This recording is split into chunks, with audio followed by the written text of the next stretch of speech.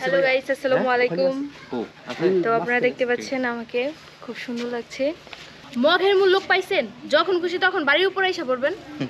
হ্যাঁ হ্যাঁ hello guys, আসসালামু আলাইকুম। তো আপনারা দেখতে পাচ্ছেন আমাকে খুব সুন্দর লাগছে।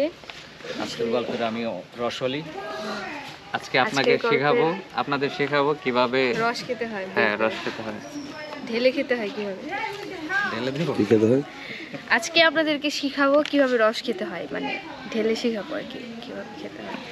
প্রপার ওয়েতে রস খাওয়া শিখাবো। মানে আমি আপনার ধরি। আচ্ছা ভাই রিহার্সাল। ওকে, রিহার্সাল ভাই। রসওয়ালি, মিস রসওয়ালি, কোথায় আপনি? বাইরে আসুন।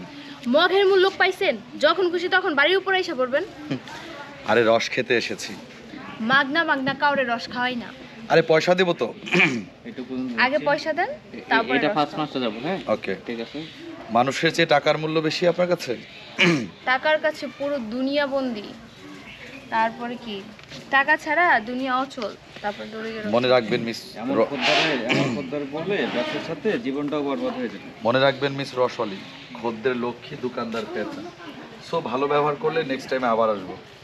আপনার মতো খদ্দের আমার দরকার নেই। এমন এমন খদ্দের পড়লে ব্যবসার সাথে সাথে জীবনটা আরো 12টা বেজে যাবে।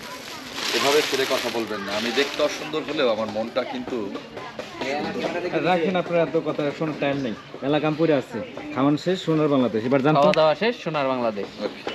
আপনি চলে যাবেন। ওরে মানে ইয়ে করে যাই, আমরা যাই, ফ্রেমটা যাই। চল ভাই আসেন। কাটবে।